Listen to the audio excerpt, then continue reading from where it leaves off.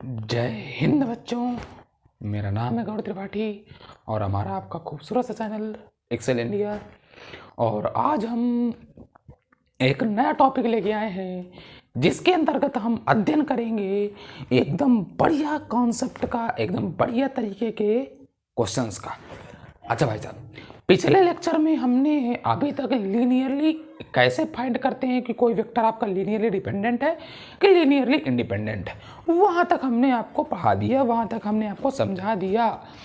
और आज हम जिस बारे में चर्चा करने वाले हैं वो है कि हम साइमल्टेनियस इक्वेशंस को कैसे सॉल्व कर सकते हैं by using matrix and by using rank concept. यानी रैंक कॉन्सेप्ट का यूज करते हुए किस प्रकार से हम किसी भी इक्वेशंस को सॉल्व करेंगे। वो आपका लीनियर इक्वेशंस होगा तो आप उसको कैसे सॉल्व करेंगे, लीनियर साइमल्टेनियस इक्वेशंस। अब आपको पता है कि आपके जो लीनियर इक्वेशंस होते हैं वो आपके दो टाइप के होते हैं। एक आपका होता है होमोजीनियस इक्वेशन और एक आपका होता है नॉन होमोजीनियस। एक होता है आपका नॉन होमोजीनियस और एक होता है होमोजीनियस। अब थोड़ा हिंदी वाले बच्चे भी समझ लें कि लीनियर का मतलब होता है आपका रैखिक समीकरण।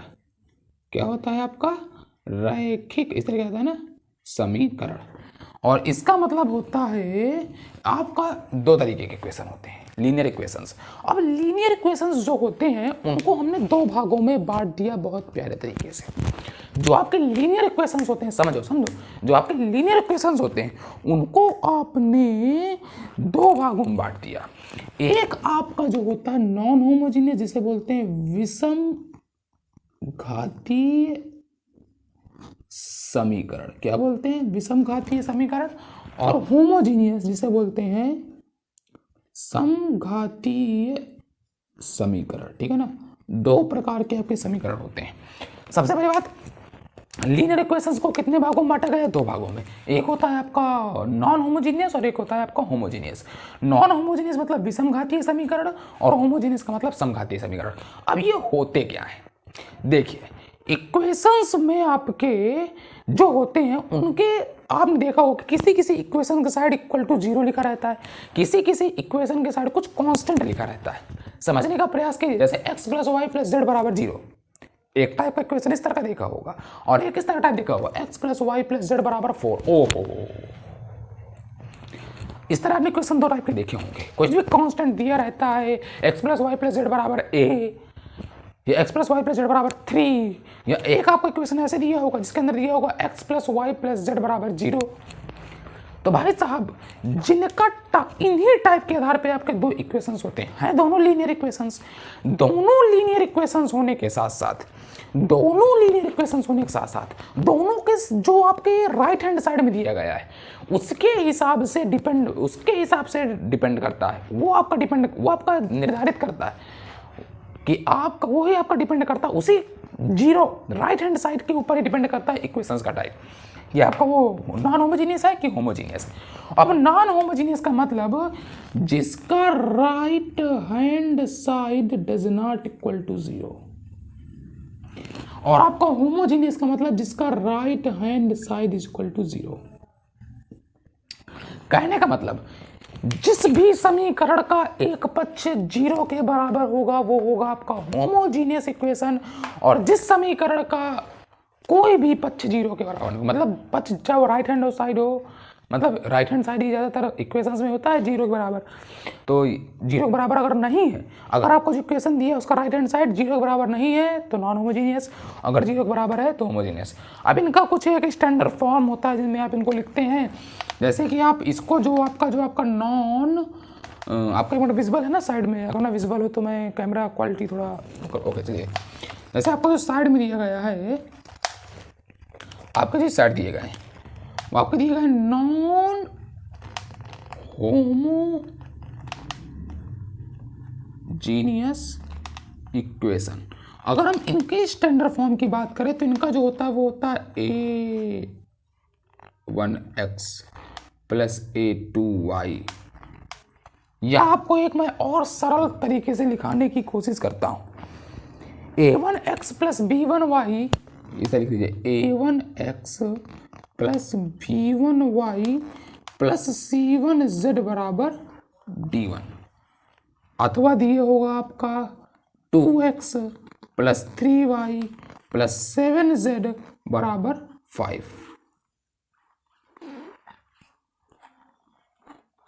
ये आपके होते हैं क्या, नॉन होमोजीनियस। और आपके होमोजीनियस अगर बात करें कि आपके होमोजीनियस इक्वेशन किस टाइप के होते हैं, तो इस टाइप के होते हैं, a1x plus b1y plus c1z बराबर 0। क्या होता है, c1z बराबर 0। या आपका हो सकता है कि 2x plus 3y plus 7z बराबर 0। यह आपका क्या होगा, यह आपका होगा एक तरीके का होमोजेनियस इक्वेशन। तो इनके स्टैंडर्ड फॉर्म होते हैं, तो इनको आप लिख सकते हैं क्या क्या होगा इसके अंदर, a1x plus b1y plus c1z बराबर d1, ठीक है ना। और एक और इसमें लिख लीजिए, ठीक है, इसके अंदर लिख लीजिए कि a1x plus b1y plus c1z equal to 0, ये आपको दिएगा, ठीक है ना। और इसमें लिख लीजिएगा where d1 does not equal to 0, कि जहाँ आपका जो d1 है वो कभी भी किसी भी कंडीशन में 0 नहीं हो सकता। अगर वो 0 हो जाएगा तो आपका वो एक होमोजीनियस इक्वेशन हो जाएगा, और अगर वो 0 नहीं है तो आपका ये एक नॉन होमोजीनियस इक्वेशन रहेगा। तो आपका ये क्या है, नॉन होमोजीनियस इक्वेशन, और ये आपका क्या है, एक होमोजीनियस इक्वेशन, ठीक है ना। इसको नोट कर लीजिए, समझ में आपको आ गया होगा, ठीक। अब इन्हीं के हिसाब से हम पढ़ेंगे कि किस हिसाब से आपका क्या आपका होता है इक्वेशन, ठीक है ना। ओके ओके ओके, हम बिल्कुल अच्छे से बात करेंगे, आप टेंशन बिल्कुल मत लीजिए, बिल्कुल टेंशन मत लीजिए, हम सब अच्छे से बात करेंगे, हम सब अच्छे से बात करेंगे। बहुत बढ़िया, मज़ा आ गई, मज़ा आ गई। अब इक्वेशन को पढ़ने से पहले, सॉल्यूशन पढ़ने से पहले उसके अंदर कुछ टर्म आते हैं। भाई देखिए, इक्वेशन को सॉल्व करने के मेथड होंगे, तो दो तरह की इक्वेशन आप पढ़ेंगे, एक नॉन होमोजीनियस और एक होमोजीनियस। तो सबसे पहले हम नॉन होमोजीनियस पढ़ेंगे, उसके बाद हम होमोजीनियस पढ़ेंगे, और दोनों का तरीका पढ़ेंगे रैंक मेथड से कैसे सॉल्व करते हैं, ठीक है ना। ओके, ये एलिमेंट्री ऑपरेशंस, ये elementary transformation and concept and consistency of equation, consistency check करेंगे, इक्वेशन आपका कंसिस्टेंट है कि इनकंसिस्टेंट है, ओहो कंसिस्टेंट है कि इनकंसिस्टेंट है, वो भी हम चेक करेंगे। चलिए स्टार्ट करें, 3 2 1। तो उसके लिए जब हम सबसे पहले नॉन होमोजीनियस पढ़ेंगे, लेकिन नॉन होमोजीनियस पढ़ने के पहले हम आपसे कुछ बात करने का प्रयास करते हैं। देखिए कुछ टर्म उसके अंदर यूज होंगे ना, तो उन टर्म्स को पहले समझ लिया जाए तो बाद में दिक्कत नहीं जाती है। जैसे समझ लीजिए कि आपको एक इक्वेशन दिया गया है, एग्जाम्पल के तौर पर मान लीजिए a1x plus a2y plus a3z, ऐसे आपका इक्वेशन दिया गया है, ठीक है ना। a1x plus a2y plus a3, या आप ऐसे कर लीजिए, आपको ऐसे कर लीजिए कि मान लीजिए मैट्रिक्स फॉर्म में दिया गया है आपको। अच्छा, जब इक्वेशन देखे आते रहेंगे मैट्रिक्स में, तो आपको ऐसे देखे आते रहेंगे a1x1 plus a12x2 plus a13x3, और इस तरह प्लस डॉट डॉट डॉट करते करते a1n, और ऐसे आता रहेगा ना आपका, और यहाँ पे आपका xn, और इक्वल टू आपका मान लीजिए आपका आ गया d1, या हाँ d1 ही मान लीजिए, d1 आ गया, ठीक है ना। या आप d1 मान सकते हैं, कोई बड़ी बात नहीं, जो आपको मानना b1 मान लीजिए, या d1 मान लीजिए, मैं आपको d1 ही मानता हूँ, ठीक है, मैं मानता हूँ मैं आपको d1। इसके बाद दूसरा एग्जांपल आप देखिए, जैसे आपको देखे आता होगा a21x1 plus a21x2 plus a23x3 plus dot dot dot plus a2nxn, और इज इक्वल टू d2। इस तरह आपके बहुत सारे मल्टीपल इक्वेशंस देके आते होंगे, बहुत सारे।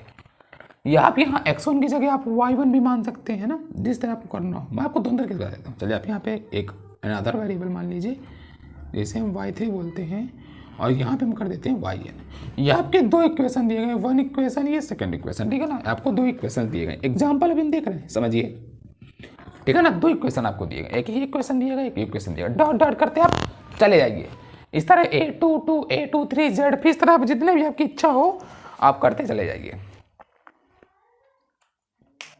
अब अगर मैं आपसे कह दूं कि इन इक्वेशंस को मैट्रिक्स फॉर्म में चेंज कर दीजिए, अगर मैं आपसे बोल दूं कि चेंज इनटू मैट्रिक्स फॉर्म, क्या कर दूं कि इनको अगर मैं कह दूं चेंज इनटू मैट्रिक्स फॉर्म, इनको अगर मैं बोल दूं कि इनको आपको मैट्रिक्स फॉर्म में क्या करना है, चेंज करना है।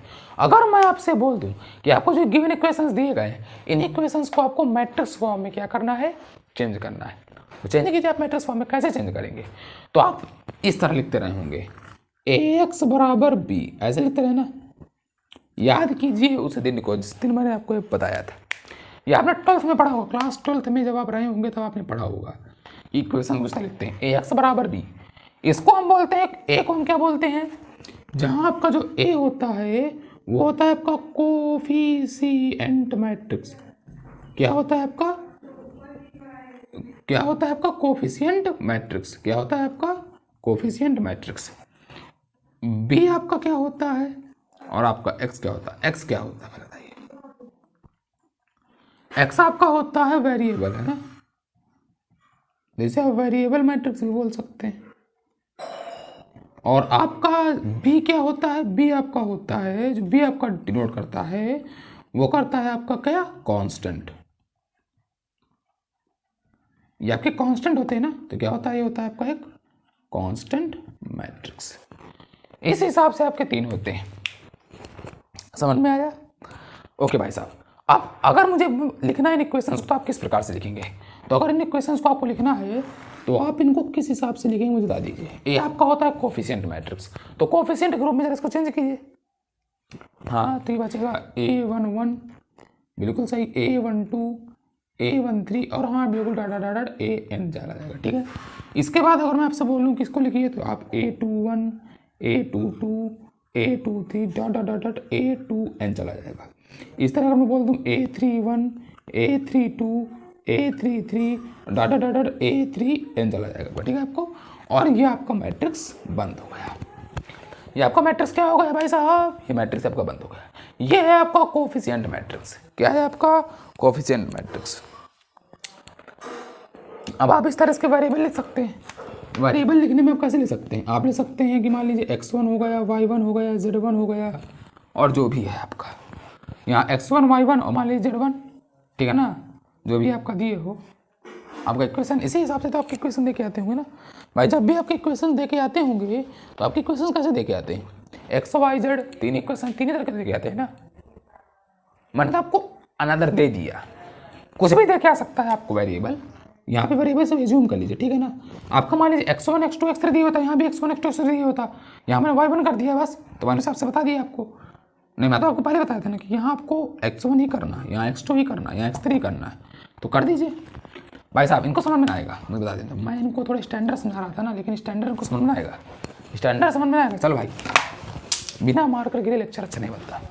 मार्कर गिर गया अब लेक्चर अच्छा बन जाएगा, मार्कर आपका टूट भी गया, सर नया लेना पड़ेगा आज। चलिए क्या हो गया, इसको हम यहाँ मान लेते हैं x1, यहाँ पे x2, यहाँ पे x3 और यहाँ पे आपका xn। अब समझ लीजिए, अब अगर मैं वेरिएबल लिखूंगा तो वेरिएबल क्या लिखूंगा मैं, अब मैं वेरिएबल लिखूंगा आपका x2 और x3, ठीक है। अब कांस्टेंट मैट्रिक्स, कांस्टेंट मैट्रिक्स यहाँ क्या दिया है, d1 d2 और मान लीजिए एक इक्वेशन और दिया हुआ है जिसमें दिया हुआ है d3। भाई मैंने 3 ले लिया है ना, इसमें 2 तक दिए था तो हम तीसरा हम d3 मान लेते हैं। तो आपका इस प्रकार से आप किसी भी इक्वेशंस को मैट्रिक्स फॉर्म में चेंज करते हैं। समझ में आ गया। सबसे पहले क्या करते हैं, ax बराबर b फॉर्म में लिखते हैं, जहां a होता है आपका कोफिशिएंट मैट्रिक्स, x होता है आपका वेरिएबल मैट्रिक्स और आपका जो b होता है वो आपका होता है कांस्टेंट मैट्रिक्स। इस रूप में आप चेंज कर देते हैं। इसको नोट कीजिए, छाप लीजिए इसको।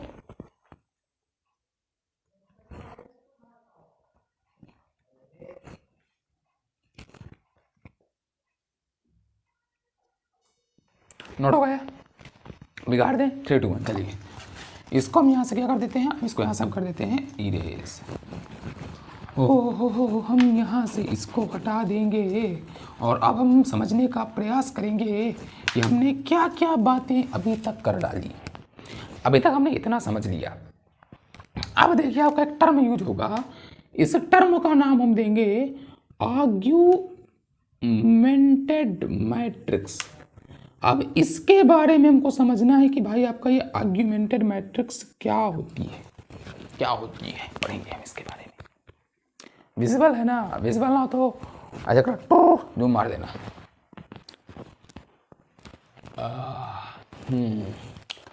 ठंड बहुत पड़ रही है इस समय, पढ़ने का मन नहीं कर रहा होगा, बिल्कुल सही बात है, लेकिन इंस्टा में और फेसबुक में चैट करने का सबका बहुत ही मन कर रहा होगा।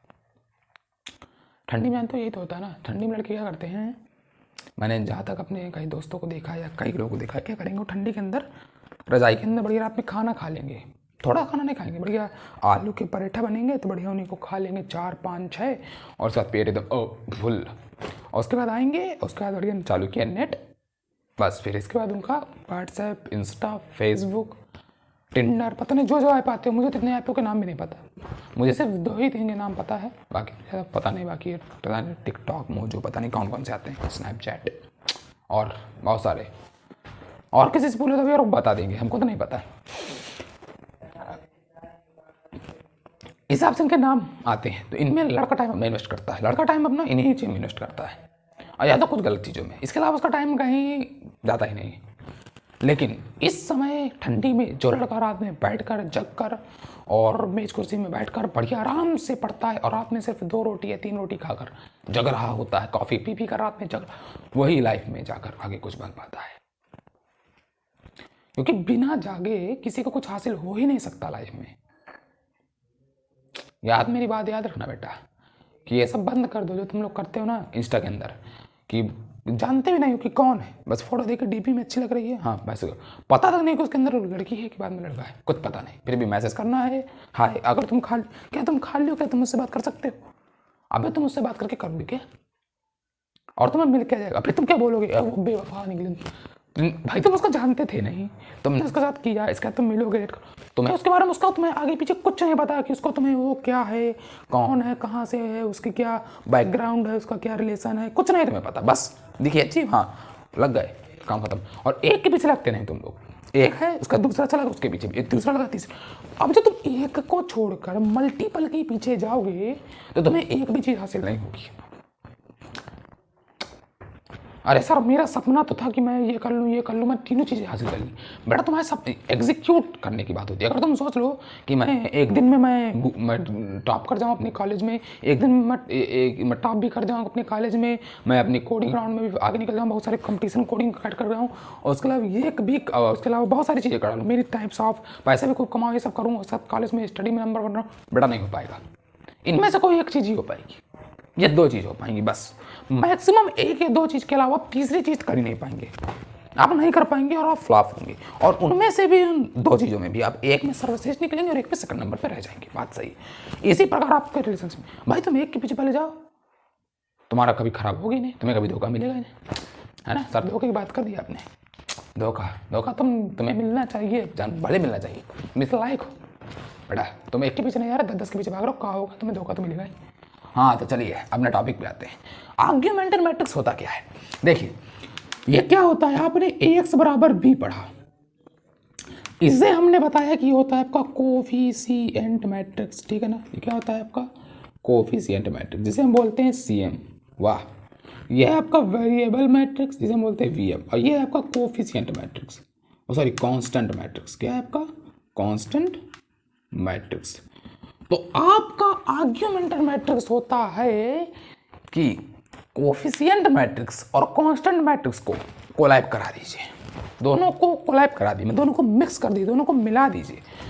जब दोनों को आप मिला देंगे, दोनों का कोलैब करा देंगे, दोनों के बीच में फ्रेंडशिप करा देंगे, तो क्या बन जाएगा, आपका आर्ग्यूमेंटेड मैट्रिक्स बन जाएगा। फ्रेंडशिप की बात आ गई, समझ में आ गया, आप सब समझ में आ गया क्या मतलब है, मतलब A और B को मिला देना है, मिलाना है, लेकिन दोनों के बीच में एक दीवार लगा देनी, दीवार लगा दी, डाटा टक टक टक टक टक, 2 दोस्तों को मिलाया लेकिन उनके बीच में एक दीवार भी लगाया ताकि कुछ गलत काम ना हो। हाँ तो देखिए बहुत बढ़िया, तो आर्ग्यूमेंटेड मैट्रिक्स, तो देखिए क्या होता है, आपका जो आर्ग्यूमेंटेड मैट्रिक्स होता है उसको लिखा कुछ ऐसे जाता है, A डॉटेड B, इस तरह लिखा जाता है, इस तरह लिखा जाता है किसको, आर्ग्यूमेंटेड मैट्रिक्स को, किसको लिखा जाता है, आर्ग्यूमेंटेड मैट्रिक्स, आपको विजुअल है, किसको लिखा जाता है, आर्ग्यूमेंटेड मैट्रिक्स को,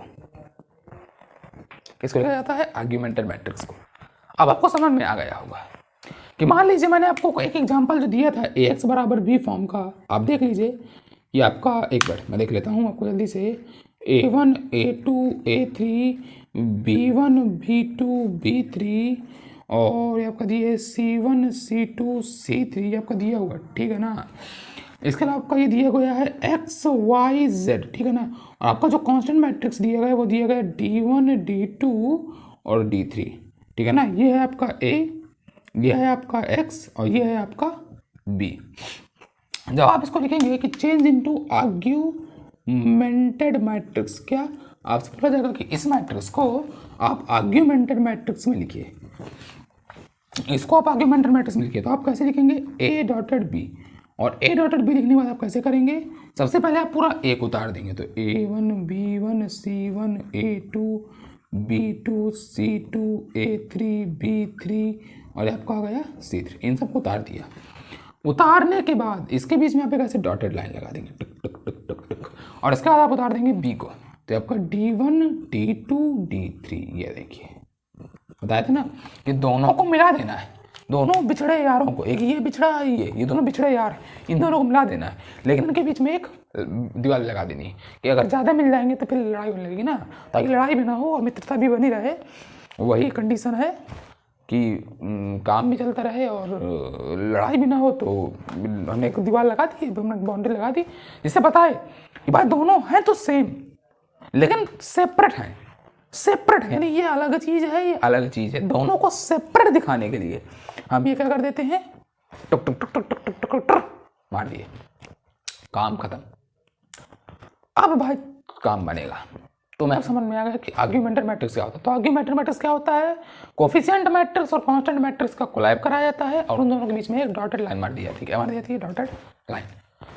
और भाई साहब नोट करिए इसको। और हम पढ़ेंगे सबसे पहले नॉन होमोजेनियस इक्वेशन का सॉल्यूशन कैसे करते हैं, consistent and inconsistent equation check करते हैं, कैसे चेक करते हैं।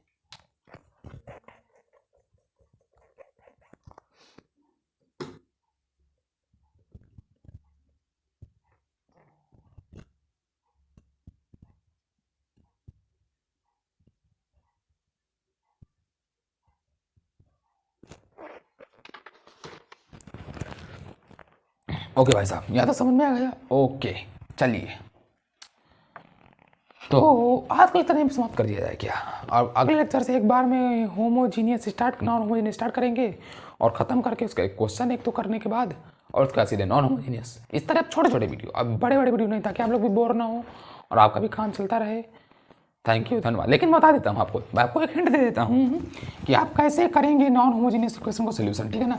बाकी आप लोग एक बार बुक में जरा झाँक लीजिएगा, ताकि झाँकी कर लीजिएगा, बुक में भी कभी ताक झाँक कर लिया करिए, जैसे दूसरों की लाइफ में करते हैं वैसे कभी कभार आप लोग बुक में भी कभी कभार ताका झाँकी कर लिया करिए। चलिए, तो आपको बता देता हूँ कुछ स्टेप क्या होगा। सबसे पहले आपको इक्वेशन को, जो आपका इक्वेशन होगा, सबसे पहले आप उसको मैट्रिक्स फॉर्म यानी Ax बराबर b में चेंज करेंगे।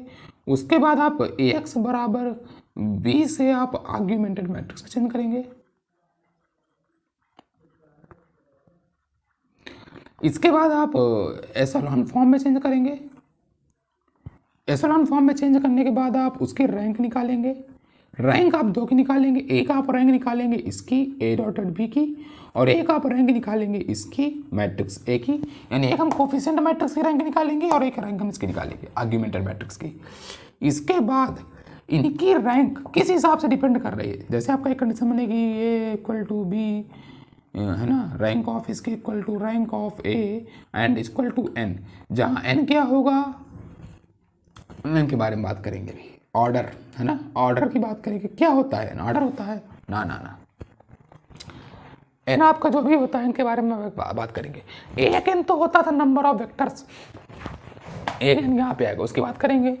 इसके बाद आपका इसी में एक कंडीशन और बनेगी कि अगर आपका ये कि मतलब rank of A dotted B और A इज इक्वल टू तो है लेकिन लेस देन है N से, और इसके बाद तीसरी बात करेंगे कि अगर आपका रैंक ऑफ ये और इसकी जो है वो बराबर ही नहीं है, तो ये आपके दोनों होते हैं कंसिस्टेंट के लिए, कंसिस्टेंट के लिए ये होते हैं और इनकंसिस्टेंट के लिए आपके ये होते हैं। For non homogeneous, non homogeneous. लीजिए आपको पूरा मैंने बता दिया यहाँ पे। अब ये बाकी इनके बारे में, टर्म के बारे में चर्चा हम नेक्स्ट वीडियो में करेंगे। तो अगर मेरे वीडियो पसंद आए तो लाइक कीजिए, शेयर कीजिए एंड सब्सक्राइब कीजिए। थैंक यू, धन्यवाद। God bless you.